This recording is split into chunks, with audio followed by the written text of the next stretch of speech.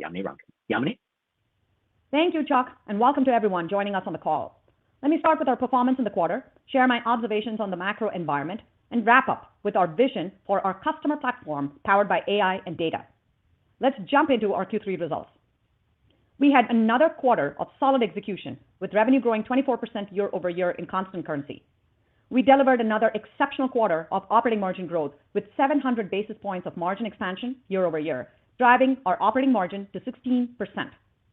Total customers grew by 22% year over year to over 194,000 customers globally, driven by over 9,100 net customer additions in the quarter. I'm pleased with our team's focused execution and the progress we are making to become the number one customer platform for scaling companies. Our Q3 results highlight two consistent themes this year. Our bimodal go-to-market strategy is working, and our product innovation is in high gear, especially coming out of inbound in September. In the lower end of our segments, we saw strength in net customer additions driven by free signups and growth optimization plays in our starter edition. Our value proposition of an easy-to-use, easy-to-scale customer platform resonates within the segment. In upmarket, we continue to see multi-hub adoption as customers consolidate on fewer platforms and drive better visibility across marketing, sales, and service. A great example of a multi-hub customer who's seeing results from consolidating on HubSpot is Knowledge Academy. They are the largest provider of online instructor-led training globally. They started with Sales Hub to get better visibility into their pipeline, and then added Marketing Hub to optimize their marketing budget, and also added Service Hub to get a complete view of their customers. Since implementing HubSpot, Knowledge Academy has grown leads by 4x, boosted sales by nearly 2x, and increased their average order value by 25%. As you've heard me say before, our hubs are powerful on their own, but the real value for our customers comes from using them together. And we can see this in our results with over 50% of our install base now on 3 or more hubs. Turning to product innovation, we continue to be in high gear, and our launches at inbound are driving momentum. While we have launched over 200 new product enhancements this year, the two big moments at inbound were the Sales Hub relaunch and HubSpot AI launch. So why did we relaunch Sales Hub when we're already seeing momentum within this hub this year? Well, simple. We want to deliver the best prospecting and deal management solutions that are deeply connected, especially for our upmarket customers. The new prospecting workspace, which is now generally available, gives reps one place to organize their leads and tasks so that they can spend less time looking for information and more time connecting with customers. In deal management, we introduced AI-powered forecasting to help sales leaders improve accuracy in revenue projections, very important in any environment. We have a compelling vision to drive sales productivity, and we are hearing positive feedback from our customers, particularly in upmarket, about the newfound power and sophistication of Sales Hub. Another highlight at inbound was the launch of HubSpot AI. We believe that every scaling organization deserves an AI-powered customer platform, and that is why we are deeply embedding AI across all of our hubs and our entire platform. We announced a number of features across AI assistants, AI agents, AI insights, and ChatSpot. While I'm certainly excited about our pace of innovation, what we are really focused on is driving usage and value for customers. 40% of enterprise customers have already used HubSpot AI features, along with 20% of pro customers. About 2/3 of AI users are leveraging AI assistants to craft marketing emails and blogs. Social publishing is proving out to be a sticky use case, drawing in engaged users. In short, when we embed AI into the flow of work, it works. I'm pleased to see usage beginning to grow, and we know we're still in the early stages of a major technology shift. Looking ahead, we're focused on driving discoverability of and differentiation with AI features. We will drive adoption both in product and via customer education. We will drive differentiation by bringing more sophisticated use cases that are more deeply connected with HubSpot data. To summarize, I like the early adoption trends and our well-defined AI roadmap to bring innovation to our customers. Okay, let's shift gears and talk about what we're seeing in the macro environment. Overall, we continue to operate in a choppy and challenging environment. Sales cycles remain lengthy, budgets are still under scrutiny, and buying urgency remains low. It is clear, based on my conversations with customers, that they still need approvals from multiple decision makers and are continuing to optimize spend. Despite these headwinds, HubSpot's connected value proposition continues to resonate with customers looking to optimize spend and boost productivity. As we look ahead, we will continue to navigate this macro environment by following our playbook to drive product innovation and consistent, strong execution. Now, I want to dive deep into our vision for our customer platform and talk about how our recently signed agreement to acquire Clearbit accelerates that vision. Our vision is to give millions of companies the best possible data about their customers in HubSpot. Today, we pull in data from website visits, marketing emails, sales calls, support tickets, and more. And we unify all of that data on a beautiful, simple customer record. This is arguably the biggest advantage with HubSpot. With Clearbit, we will be able to bring in even more external data that can help our customers connect better with their end customers. So, what can we solve for our customers with more unified data? Well, we can help our customers identify great fit customers and provide clear signals on buying intent, both keys to increasing their go-to-market effectiveness. Our customers want company data, not just the name of the company and employee count, but they want rich attributes about companies, including demographic data, like who's the CIO, and technographic data, like which automation products are they using. In addition, they want a real-time way to monitor buying intent, not just based on direct engagements within HubSpot platform, but also based on customers' activities outside of HubSpot and around the web. This is exactly what Clearbit is good at. They have 100 plus attributes for more than 20 million companies from more than 250 plus public and private data sources. We can take all of this data from HubSpot and Clearbit to power generative AI tools to create even more personal messages and insights for customers. Our differentiation will be to bring together unified customer data with powerful AI tools that can consume that data and our market-leading engagement hubs to supercharge our customers' go-to-market efforts. Finally, why Clearbit and what are our plans going forward? Well, Clearbit has world-class data and they share our commitment to helping customers grow. They also have a deep bench of B2B data experts with a bold mission to leverage AI to power insights. In all our conversations with Clearbit, it was clear that the team would be a great addition to our culture. And most importantly, this does not take away from our approach to building great products with cohesive user experiences. We use Clearbit data in our product today, and we have a very clear vision for how we can integrate their data to provide immediate value for our customers. In addition, we can leverage our product-led, partner-led, and sales-led distribution engines to get this into the hands of our customers post-close. I'm thrilled by the prospect of acquiring Clearbit and our shared vision of solving for the customer. We'll share more about our future plans after the deal has closed. So reflecting on the quarter, we doubled down on product innovation in our core hubs, and we established leadership in AI with our customers. Our teams are focused on consistent execution, and we have a clear vision for taking our customer platform to the next level with AI and data to deliver even more value to our customers. With that, I'll turn the call over to Kate to take you through Q3 results in more detail. Kate? Thanks, Yamini. Let's turn to our third quarter 2023 financial results. Revenue grew 24% year over year in constant currency and 26% on an as-reported basis. Subscription revenue grew 25% year over year, while services and other revenue increased 31% on an as-reported basis. Domestic revenue grew 22% year over year. International revenue growth was 26% in constant currency and 30% as reported, now representing 47% of total revenue. We added 9,100 net new customers in the quarter, bringing our total customer count to over 194,000, up 22% year over year. Average subscription revenue per customer grew 1% year over year in constant currency and 3% on an as-reported basis to $11,500. Our ASRPC growth was driven by continued multi-hub adoption by our professional and enterprise customers, offset by the large volume of starter customers we added at the low end of our bimodal strategy over the last few quarters. Gross retention remained healthy in the high 80s for the quarter, and net revenue retention was up slightly quarter over quarter. We continue to see pressure on net upgrade motions, including seats, contact tiers, additions, and portals, and expect this to persist in the short term. Nevertheless, we remain confident that we can maintain net revenue retention above 100%. Calculated billings were $550 million, growing 20% year over year in constant currency and 24% as reported. The remainder of my comments will refer to non-GAAP measures. Operating margin was 16%, up 7 points compared to the year-ago period. Operating margin in the quarter benefited from lower T&E and other discretionary spend, continued infrastructure optimization, and more concentrated hiring in Q3 and Q4 in key areas such as product innovation, AI, and internal systems and data.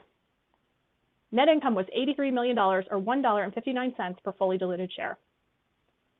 Free cash flow was $65 million, or 12% of revenue, and our cash and marketable securities totaled $1.7 billion at the end of September. On October 31st, we entered into a definitive agreement to acquire Clearbit for approximately $150 million in cash. The acquisition is subject to customary closing conditions, including regulatory approval, and we expect the transaction to close before the end of the year. Like Yamini, I am excited about the value we can create for our customers with the combination of Clearbit's world-class data and HubSpot's AI-powered customer platform, and I look forward to welcoming the Clearbit team to HubSpot. Okay, before we dive into guidance, I wanted to touch quickly on the macro environment. As Yamini indicated, we continue to operate in a challenging environment. Q3 felt similar to what we saw in the first half of the year. Budgets are still under scrutiny, deals are taking longer to close, buying urgency is low, and customers are continuing to look for ways to optimize their spend. Our guidance assumes that these weak conditions persist in Q4. Now let's review our guidance for the fourth quarter and full year of 2023. For the fourth quarter, total as reported revenue is expected to be in the range of $556 to $558 million, up 19% year over year at the midpoint. We expect foreign exchange to be a 2-point tailwind to as reported revenue growth in the quarter. Non-GAAP operating profit is expected to be between $85 and $86 million. Non-GAAP diluted net income per share is expected to be between $1.53 and $1.55. This assumes 52.7 million fully diluted shares outstanding. And for the full year of 2023, total as reported revenue is now expected to be in the range of $2.144 to $2.146 billion, up 24% year over year at the midpoint. We now expect foreign exchange to have no material impact on as reported revenue growth for the full year. Non-GAAP operating profit is now expected to be between $317 and $318 million. Non-GAAP diluted net income per share is now expected to be between $5.66 and $5.68. This assumes 52.2 million fully diluted shares outstanding. As you adjust your models, keep in mind the following. We continue to expect CapEx as a percentage of revenue to be roughly 5% and now expect free cash flow to be about $275 million for the full year of 2023. Looking forward to 2024, we expect foreign exchange to be a 1 to 2 point headwind to as reported revenue growth. And with that, I will hand things back over to Yamini for her closing remarks. Thank you so much, Kate. I want to close by reiterating our commitment to balancing growth, profitability, and a great culture to build an enduring company. We're driving rapid innovation with our customer platform and HubSpot AI to drive growth. We're focused on improving sales and marketing efficiency and scaling distribution. And on culture, we remain committed to building a high-performing, sustainable, and diverse culture. This quarter, we hosted our first ever Global Leadership Summit, which brought together our top leaders across the globe for workshops, trainings on performance, leadership, and strategy. It was just a fantastic week and left me energized about HubSpot's future. A huge thank you to all our employees and partners for their dedication to driving results, and to our customers and shareholders for the continued support on this journey. With that, operator, let's please open up the call for questions. Absolutely. We will now begin the QA session. If you would like to ask a question, please press star followed by 1 on your touchtone keypad. If for any reason you would like to remove that question, please press star followed by 2. Again, to ask a question, press star 1. As a reminder, if you are using a speakerphone, please remember to pick up your handset before asking your question. We will pause here briefly to allow questions to generate in queue. The first question comes from the line of Arjun Bhatia with William Blair. Please proceed. Perfect. Thank you, and congrats on a great quarter here.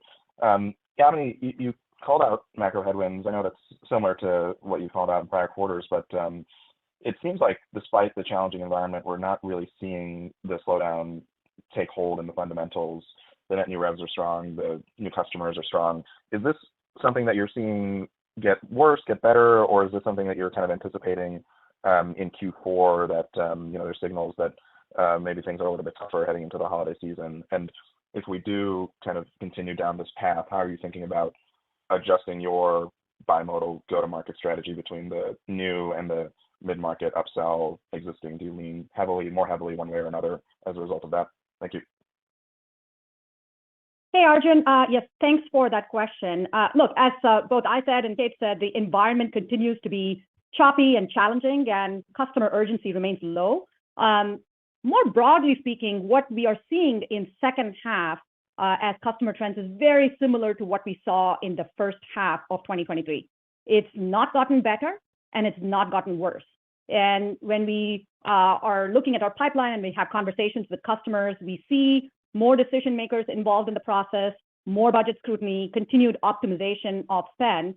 And deals are definitely closing, but it takes more conversations, more demos, and more time. Now, having said that, I think we've consistently executed in this type of a choppy and challenging environment. And when I look at the pipeline going into Q4, when I have conversations with customers, a couple things stand out. One is customers are focused on consolidating on fewer platforms to eliminate spend.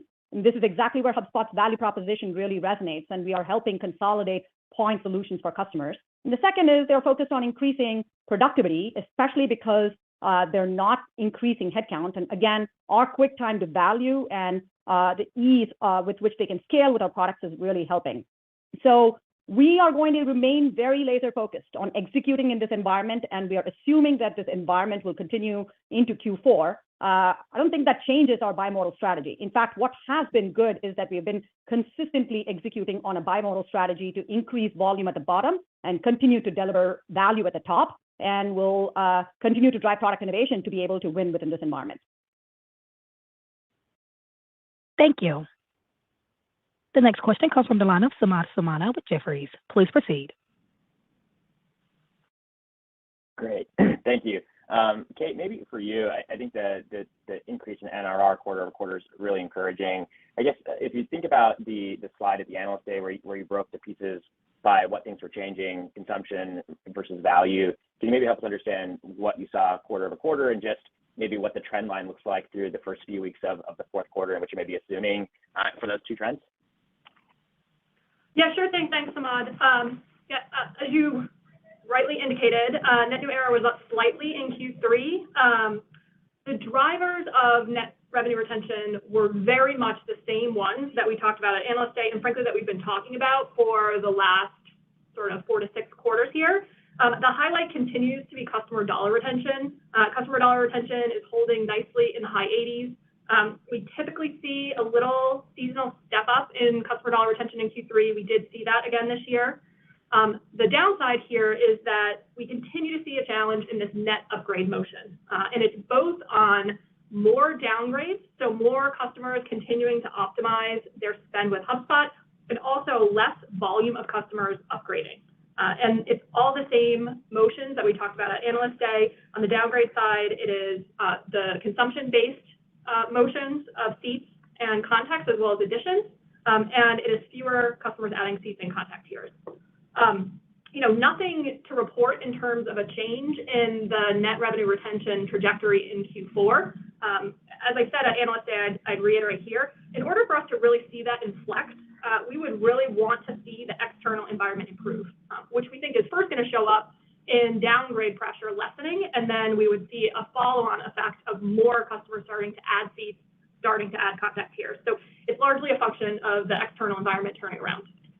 Yeah, and I just want to clarify, we had talked about net revenue retention being up slightly sequentially, not net new ARR, so just want to make sure that we're clear on that. Thank you. Thank you. Also, please limit your questions to one question and one follow-up. The next question comes from the line of Mark Murphy with JP Morgan. Please proceed. Thank you so much, and I'll add my congrats. Yamini, we continue to hear that the decoupling of Sales Hub from the Smart CRM is a big positive development and a major unlock for some future opportunities. Can you walk us through the strategic rationale? That word decoupling is how partners were referring to it, by the way. Just what was the rationale and how that might open up some new opportunities for companies to engage with HubSpot? Hey, thank you, Mark. And I just loved that you picked it up, you're clearly calling out that separation of the Smart CRM from, Sales Hub in particular, but just the hubs. And maybe explaining the strategy. So when we went into this year, we said that one, we want to become absolute product and thought leaders in terms of our Marketing Hub, Sales Hub, and Service Hub.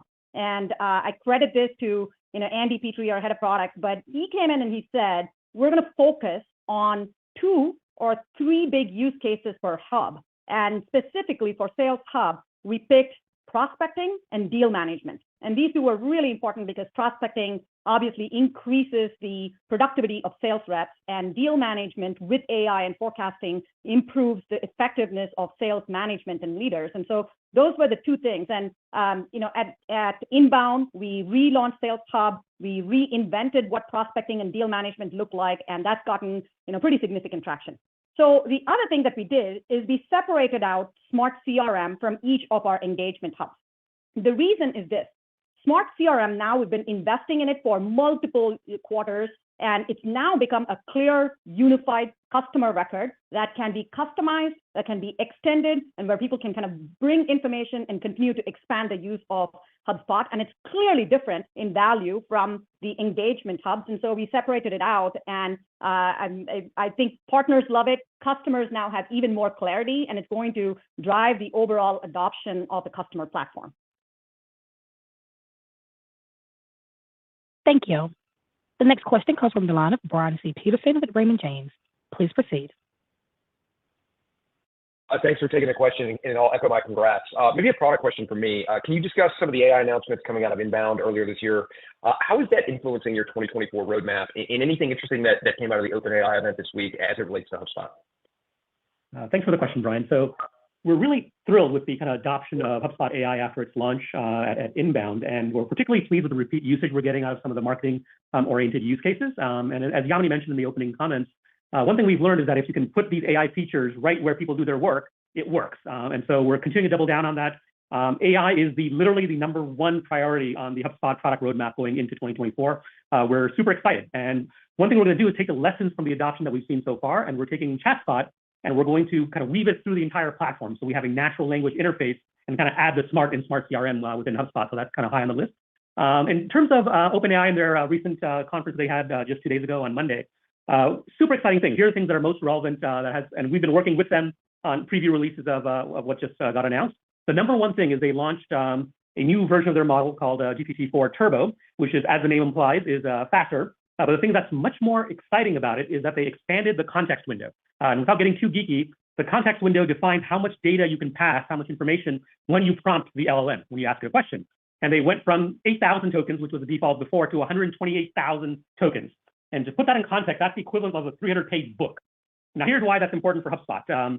When we're generating, let's say, a sales email that says, oh, we want to do an upgrade sales to this particular customer, now we can take all the information that's in the HubSpot Smart CRM on this unified data record and take all that context and pass it to the LLM in real time so that when it crafts that message, it does the best job possible.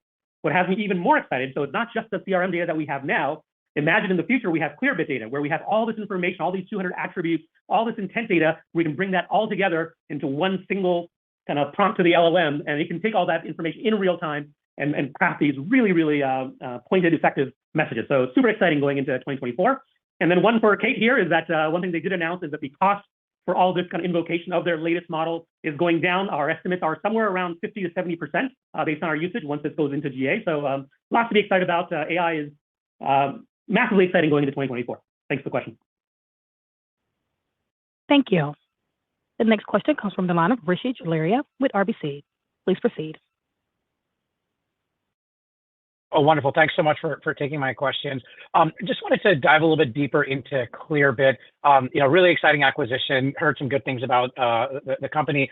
Can you talk a little bit about how this is going to impact your relationship with other players in the space, including ZoomInfo, which is popular to use along HubSpot, Apollo? We actually saw HubSpot speaking at Apollo's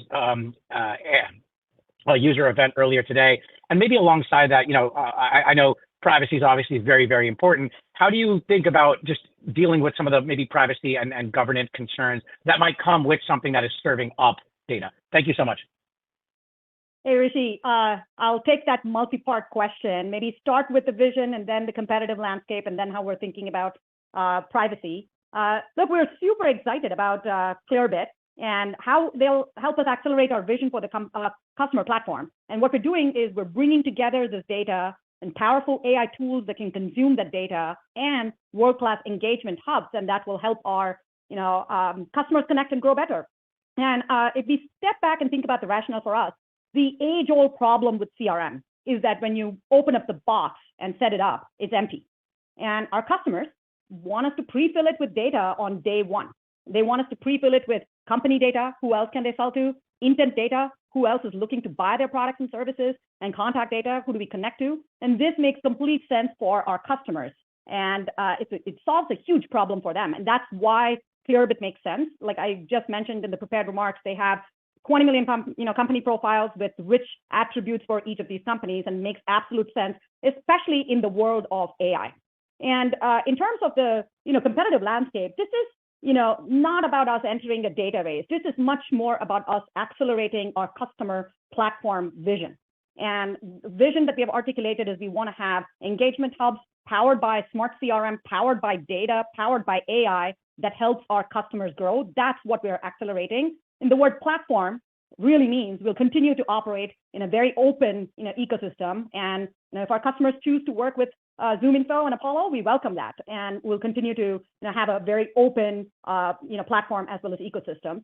And I think in terms of the final part of your three-part question, which is how do we think about data privacy? Look, we know our customers value having trust in our security privacy practices. And our level of commitment to security, privacy, and governance will not change as we look at integrating the data asset. When it came to email deliverability, we took the right side of the road in terms of how to help our customers deliver emails, but do it in a very thoughtful manner. And that's the same way in which we will look at this as we go into accelerating our vision. Overall, super excited. I have to say that the feedback from customers and partners has been really, really positive in the last week. Thank you. The next question comes from the line of Alex Zukin with Wolfe Research. Please proceed. Hey guys, thanks for taking the question. Maybe just a quick two-parter for me. As we think about this macroeconomic environment, I know we're guiding one quarter at a time, but at this point we're starting to kind of get our models ready for next year. Is it fair to assume that you're kind of planning for this type of environment to persist and continue? And any things that we should think about or keep in mind as we start tuning our models for next year, or thinking about you mentioned FX and the headwind there, but anything about from either billings or I don't know, just the retention environment or the putting in Clearbit into the numbers, anything there would be super helpful. And then maybe just as a adjunct, any thoughts around for next year, as we think about AI monetization pathways, is it more around tiering up into more premium hubs? Is it new product modalities? Anything helpful there? Maybe I'll start and talk through a bit of the how do we think about the economic environment in setting guidance. Certainly, and Yamini and I said this in the prepared remarks, it continues to be a very challenging external environment. We believe that environment will continue to be challenging through the end of this year. It's frankly a little too early to talk about next year. We will give, as you know, formal guidance on our Q4 call in February. What you should have heard Yamini say is really, like, we have very clear focus areas. We're focused on product innovation. We're focused on AI. We're executing really well. And we feel really good about how that sets us up when the economy does turn. That said, the expectation is that things remain challenging, at least through early next year. And I think on the last part of your question, from an AI monetization perspective, really no change from what we walked you all through at Analyst Day. We're really focused on delivering that roadmap. Most of the features that we announced at Inbound are either generally available now or getting close to general availability by early Q1, and that's when we'll share even more specifics about AI, but overall consistent with what we shared with you at the Analyst Day. Thank you. The next question comes from the line of Brad Sills with Bank of America. Please proceed. Oh, great. Thank you so much. Wanted to ask a question around the net ad strength. Clearly, Starter has been holding up real nicely through the challenging macro. The question is, why is that, do you think? Is it just simply larger customers that might be starting with a higher priced offering like Pro are starting with Starter in a challenging environment with plans to go to Pro? And then what do you think about that cohort of customer? It's been 3 or 4 quarters since you've cited strength here in Starter net ads. Is there a cohort of customer in there that you think coming out of the macro, we could see some nice acceleration? Maybe it's just from a better macro or, some of the uptake on AI features that might be going into, the Pro and Enterprise version. Thank you. Yeah, maybe I will start. Brett, thank you very much. We were very happy with the level of new customer additions for the quarter. You are also right. The increase in the new customer additions quarter over quarter is very much driven by the Starter edition. You heard Yamini talk about the bimodal strategy as being one of the things that's really working for us. And as we talked about at Analyst Day, the goal, the low end of the bimodal strategy is really to maximize the volume of customers that we can bring onto the platform. And so as a result, we are constantly running experiments to try to drive volume into our starter tier. We certainly watch the characteristics of those cohorts to make sure that we feel really good about their ability to retain and upgrade. This quarter was no different. There were a number of experiments that we ran across, pricing and packaging, as well as a number of plays that we ran to really lean into activation and conversion of free users into starter customers. So we're feeling really good about it. Thank you. The next question comes from the line of Gabriela Borges with Goldman Sachs. Please proceed. Thanks for taking the question. This is Jake Titleman on for Gabriela. Congrats on a great quarter. I want to ask the net adds question slightly differently. Before the pandemic, HubSpot was adding closer to 15,000 new customers each year. Since then, net adds have trended over 30,000 annually. Do you view this shift as cyclical, or are there structural drivers that lead you to believe HubSpot can sustain this level of net adds going forward? Thanks for the question. I think that it is very purposeful.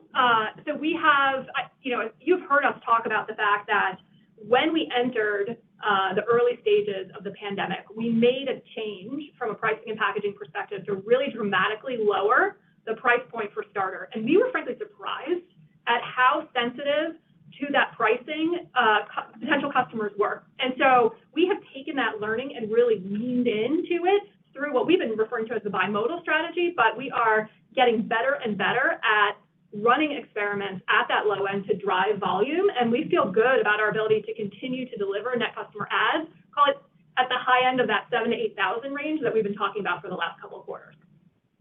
And maybe, the point to add here is that the success that we see is a testament to us becoming a platform of choice for SMBs. Part of the strategy is to get companies started early in their digital journey with us, continue to deliver value as they scale. And so that clear strategy and value proposition of making it easy to buy and easy to use and easy to scale, that is what resonates. And so we're pleased with it. And I think we'll continue with that bimodal strategy into next year. Thank you. The next question comes from the line of Derek Wood with Cowen. Please proceed. Oh, great. Thanks. Yamini, at the upper end of the CRM market in the enterprise, there are a lot of different sales tools being used for things like prospecting, sales enablement, revenue intelligence. I'm curious, do you see that kind of fragmentation in the SMB mid-market? And when you talk about a focus on prospecting and deal management, is this more of a consolidation play, or is this more greenfield and replacing manual efforts? Derek, I like that. It's all of those. I think in the market that we see, it's certainly, there are customers who've gone through the route of point solutions, and they want to be able to consolidate on a single platform to get better visibility. And the fact that we not only have a market-leading sales solution, but it is tightly integrated with a market-leading marketing solution plays well within the segments that we serve. And so it's point solution consolidation. The other part of it is that, when we look at the environment right now, it is one where people are looking to optimize their spend while improving productivity. And our sales solution does exactly that. We've been able to integrate it obviously deeply with marketing, but also make prospecting, deal management, forecasting much more sophisticated over the past few quarters, and it resonates. And there's pretty clear momentum in terms of Sales Hub. And in fact, Sales Hub as a percentage of 3+ hubs jumped from 49% last year to 56% this year. So clear momentum based on the leadership that we have within the market. Thank you. The next question comes from the line of Keith Weiss with Morgan Stanley. Please proceed. Excellent. Thank you guys for taking the question, and congratulations on a really nice quarter in a difficult environment. Wanted to ask a two-parter. A lot of new functionality and new product announced at the user conference earlier back in September. And one of the things you guys talked about was the ability for that to pull people up to sort of higher level SKUs and whatnot, particularly the AI functionality. So part one, have you seen any of that start to impact numbers as of yet, or perhaps average pricing as of yet? Part two, behind all that product, is there going to be increased investment in distribution or marketing or whatnot? One of the highlights of the past year has definitely been the margin expansion this quarter, 700 basis points year on year, was definitely above expectations. Is that durable on a go-forward basis, or should we be expecting more investment behind all this innovation? Thank you. I'll maybe get started on the two-part question. On the first part, our overall product and pricing philosophy stays the same. From a product perspective, our philosophy is to deliver powerful tools that are just easy to use. And everything that we announced at Inbound and we continue to innovate on consistently drives both power and ease of use. Specifically on AI, as I mentioned a little bit earlier, Keith, we're still in the march towards getting a lot of the features from beta to general availability. And so we've not yet seen that impact pricing, and that will be what we'll continue to focus on in terms of driving usage and adoption as we go into next year. So you'll hear more about AI pricing in early Q1, and then we'll talk about the trends that we're seeing on the impact of ASP next year on that. But the strategy that you articulated is exactly the case. And then in terms of how we think about scaling distribution and how we're looking at investments, look, we do have a great moat.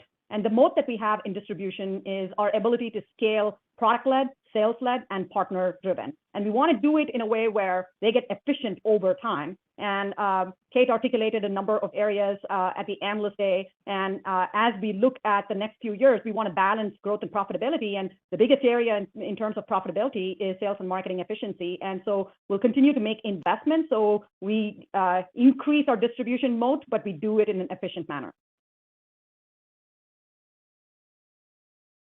Thank you. The next question comes from the line of Michael Turrin with Wells Fargo. Please proceed. Hey, great. Thanks. I appreciate you taking the question, and kind of want to go back to the second part of the last one and just ask Kate on margin. You've shown more meaningful expansion this year, and this quarter, even with Inbound, we're seeing a bit more uptick. It also looks like headcount adds are coming back, albeit at a modest pace. So can you just walk us through the trade-offs you're evaluating going forward as we're still in this what sounds like elongated macro, and what leads you to kind of turn those dials between adding heads and investing into the product side and pushing more margin if growth remains more challenged? Thanks. Yeah, thank you very much for the question.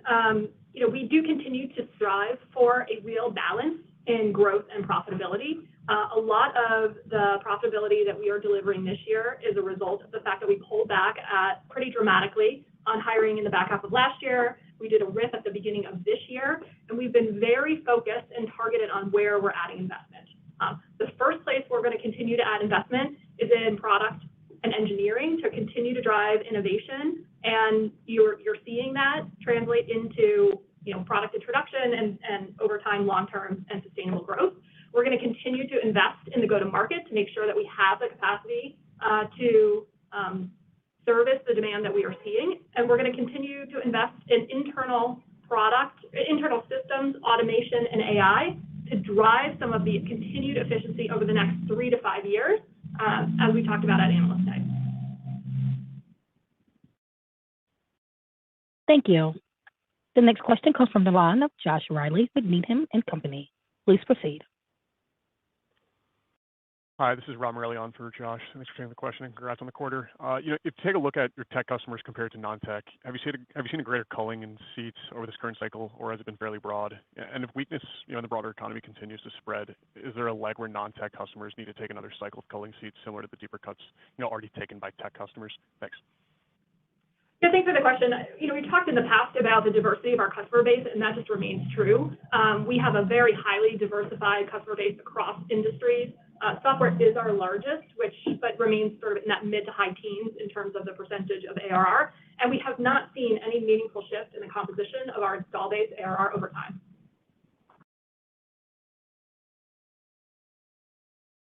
Thank you. The next question comes from the line of Michael Turits with KeyCorp. Please proceed. Thanks very much, solid quarter. So first, Kate, I know no guidance obviously for next year, but can you give us something around Clearbit in terms of, is it a kind of a low double digit in millions in terms of ARR contribution? Just something to give us some sense of and whether there's any dilution there. And then for Yamini, if I can add a two-part, how do you balance that simplicity plus sophistication of the new products as you roll out, such that you don't alienate the base and yet you appeal up market? Yeah, I'll start, and I'm sorry to disappoint you, but we are 1 week post signing of the acquisition of Clearbit. We have not yet closed. We are expecting that we will close by the end of this year, but that obviously means that we will own Clearbit for a very short period in 2023. And so not surprisingly, de minimis contribution in terms of revenue or any margin impact. In terms of 2024, we'll be more explicit with some financial targets or implications of the acquisition once we've closed it, likely on our call in Q4. Yeah, and in terms of the second part of your question on how we balance power and ease, we just have to do it carefully. And we have conversations with our products and UX leaders, and they always are like, hey, you really want us to have a consumer-like feel at the lower end for SMB, but you want the sophistication of really amazing products at the top end? And the answer is yes, we want you to do that. So that is a feature, not a bug in terms of what we're asking you to do. And so what has happened as we've implemented our bimodal strategy is we understand that in order for someone to get started very early in their digital journey, it just needs to be super simple, very intuitive. Take 60 minutes to set up a website, take 60 minutes to open up and unbox, CRM and get going on it. And we want that experience. In fact, we'll keep improving that experience. And that actually plays a lot as, we continue to build sophisticated features. And internally, we talk about opinionated customization. So, a lot of software typically ends up becoming unwieldy because the customization takes over. And internally, we really talk about opinionated customization and how do you deliver something that is simple, opinionated, but really, really powerful. And that's super intentional. Huge kudos to our product and UX organization. And Dharmesh, feel free to add. Yeah, one thing to add here is that, one thing that we're most proud of is that we didn't wake up a month or a quarter ago and say, wouldn't it be nice to have an easy-to-use product? We've had 17 years of conviction around SMB. We deliberately chose it, and we've been working for those 17 years to kind of maintain that ease of use, even as we add more power to the top end. And this is where the bimodal strategy really shows up. So this is not an optional thing, right? It's like, oh, it would be nice to have an easy-to-use product. We kind of force our hand, and we kind of make ourselves have that discipline, because if we could not keep that ease of use there, the bimodal strategy just would not work. So it's 17 years of effort by the product team to continue to drive that ease of use while continuing to kind of add sophistication at the top end. I'm super proud of the team. Thank you. The next question comes from the line of Tyler Ratt with Citigroup. Please proceed. Yes, thanks for taking my question. I'm curious on the upmarket and enterprise momentum that you're seeing. If you could just kind of comment on what you're seeing for Q4, especially as it relates to some large renewals that you're seeing at an incumbent. Are you seeing similar sales cycle issues and challenges in expansion? But if you could just kind of compare and contrast what you're seeing upmarket relative to your core customer base. Thank you. Taylor, I think it's a good question. In terms of upmarket, the customer trends are very consistent with what we have broadly said, which is when I look at a pipeline, we look at upmarket customers, there's a lot of engagement, there's a lot of interest, especially as customers are looking to consolidate on fewer platform and optimize their spend. We come into the picture. The thing is, it does take few more conversations, few more demos, few more decision makers in order for them to get approval. But maybe more broadly, if I step back and think about our upmarket momentum, we've been focused on upmarket, for more than a few quarters, both from a product as well as from a go-to-market perspective. Our product has gotten much better, and it's meeting the needs of upmarket customers with more customization, more admin features. In fact, there's even more that's coming up that helps our product be easy and powerful. That's a differentiator. The perception of market has also clearly improved. We are gaining momentum, not just within the marketing organizations, but other parts of the organization. And our ability to co-sell with partners and deliver value to customers upmarket is also great. So there is momentum both on the product side as well as customer driven, but we continue to see, very similar trends upmarket as we have seen in the bulk of HubSpot customer trends. Thank you. The next question comes from the line of David Hynes with Canaccord. You may proceed. Hey guys, congrats on the quarter. Maybe another one on Clearbit. The pricing appears to be volume-based. There's not a ton of color on their website. Can you give us a sense for a range of potential spend that your average customer might generate if they were to adopt Clearbit? And I guess, is that current pricing convention how you plan to fold it into HubSpot? Any color there would be interesting. Yeah, thank you. This is Yamini. I'll start. Well, the deal still needs to go through the regulatory approval process. It can take a few weeks or longer. So between now and closing, we're not digging, that deep there, and nothing changes. Once it closes, you can expect a couple of integration phases where we'll share a lot more about the pricing strategy. But in the initial phases, we'll look to get Clearbit data into our customer base. And Clearbit is already in our app market. They already have an integration with HubSpot. They've already been working with our customers. So I think it'll naturally continue with what they currently have. And then medium term to longer term will more seamlessly integrate their data into HubSpot's products and use cases. And again, our vision is really how do we accelerate our customer platform with this data. And so we'll be very thoughtful and in both in terms of pricing strategy, but also go to market. And we'll share a lot more once the deal has closed. Thanks, Yamini. Hey, Tia, I think we've got time for maybe one more question. I know we have a bunch of people in the queue, but time for one more. Thank you. Absolutely. The last question is from the line of Ryan McWilliams with Barclays. Please proceed. Hey, guys. Thanks for taking the question. Just on your contract duration, are you seeing any customers at this point shift from 1 year to maybe monthly contracts? Just asking about the gap between, the constant currency revenue growth and the constant currency billings growth. And then are you also seeing any differences in growth contribution from your direct sales force compared to your channel ecosystem this quarter versus the quarter prior? Thanks.